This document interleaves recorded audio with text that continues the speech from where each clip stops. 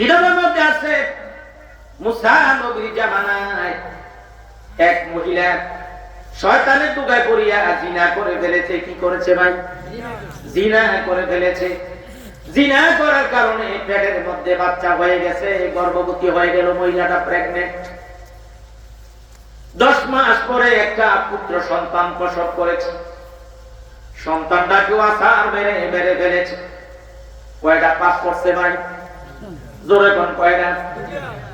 আওয়াজ দিয়া বলবেন, তাইলে বুঝবো আপনারা আমার আওয়াজ বুঝেন।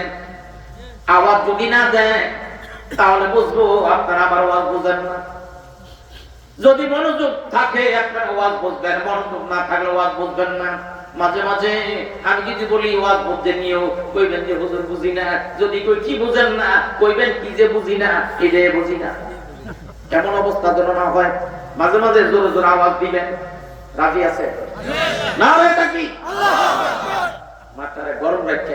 নদীতে যদি বাতাস ছুটে, নদীতে ঢেউ ওঠে, বাতাস না ছুটলে কিন্তু ঢেউ উঠে না। মাহফিলে যদি জোরে জোরে সুবহানাল্লাহ কোন, জোরে জোরে আলহামদুলিল্লাহ আল্লাহু আকবার কোন, তাহলে মাহফিলে বক্তার ওয়াজ করতে একটা জোর ছড়ে। জোরে কোন আল্লাহু আকবার।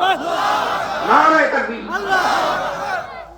দুইটা অপরাধ করেছে, জিনা করেছে। জিনা করার কারণে গর্ভবতী হয়ে গেছে মহিলাটা। 10 মাস পরে একটা সন্তান প্রসব করেছে। এই সন্তানটাকেও মেরে ফেলেছে। এবার মহিলা তওবা ইস্তেগফার করেছে, আল্লাহর কাছে মাপ চাইছে, ক্ষমা চাইছে। মাপ চাইয়া ক্ষমা চাইয়া মুসা নবীর দরবারে চলে গেলেন। ডাক দিয়ে বললেন, পয়গম্বর, আমি বড় বড় 2টা পাপ করেছি। পাপ করার কারণে আমি আল্লাহর কাছে তওবা করেছি। আল্লাহ কি আমার তওবা কবুল করছেনি? মুসা পয়গম্বর ডাক দেয়া বলে, মহিলা তুমি কি অপরাধ করেছো একটু বলে বলো। আমি শয়তানের ধোঁকায় পড়িয়ে জিনা করে ফেলেছি গো হুজুর। জিনা করার কারণে আমি গর্ভবতী হয়ে গেছি, আমি অন্তঃসত্ত্বা প্রেগনেন্ট হয়ে গেছি হুজুর। 10 মাস পরে একটা সন্তান প্রসব করেছি। এই সন্তানটাকে আমি আছাড় দিয়ে মেরে ফেলেছি। আমি আল্লাহর কাছে তওবা করেছি। আমি আপনার কাছে জানতে আসছি, কারণ আপনি দৈনিক আল্লাহর সাথে 1000 বার কথা বলেন। জোরে বলেন সুবহানাল্লাহ। মুসা পয়গম্বর তুর পর্বতে যাইয়া আমার আল্লাহর সাথে দৈনিক 1000 বার কথা বলতেন। জোরে বলেন সুবহানাল্লাহ। মুসা পয়গম্বর ডাক দিয়া বললেন, কি বললাম? এক্ষুনি আমার দরবার থেকে বের হয়ে যাও, আউট অফ রুম, বের হও। ওই মহিলাকে ঘর থেকে বের করে দিলেন, মুসা নবীর দরবার থেকে বের করে দিলেন।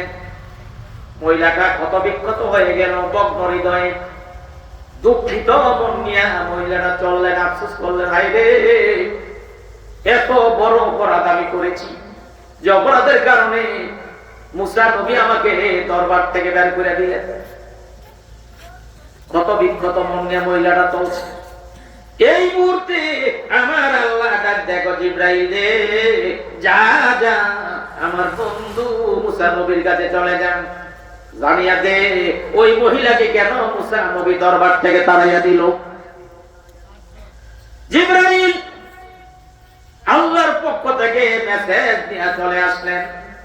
মুসা নবীকে ডাক দিয়ে বললেন, পয়গম্বর, কিছুক্ষণ আগে একটা মহিলা আপনার দরবারে এসেছিল। বলা হয় এসেছিল। এই মহিলাকে কেন আপনি ধমক দিয়া দরবার থেকে তাড়াইয়া দিলেন? বসে বড় বড় 2টা অপরাধ করেছে। জিনা করেছে, জিনা করার কারণে অন্তঃসত্ত্বা হয়ে গেছে, সন্তান প্রসব করেছে, সন্তানকে আবার মেরে ফেলেছে, বড় বড় 2টা পাপ করেছে। আমার ভয় লাগে, না জানি এই মহিলার পাপের কারণে আসমান থেকে আগুন এসে আমাদের সকলকে জ্বালাইয়া পুড়াইয়া শেষ করে দিবে।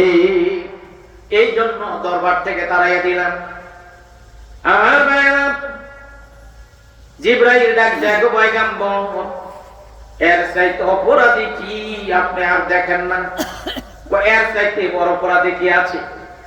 এর চাইতে বড় অপরাধী যারা নামাজ পড়ে, যারা নামাজ পড়ে না, তারা এর চাইতে বেশি অপরাধী।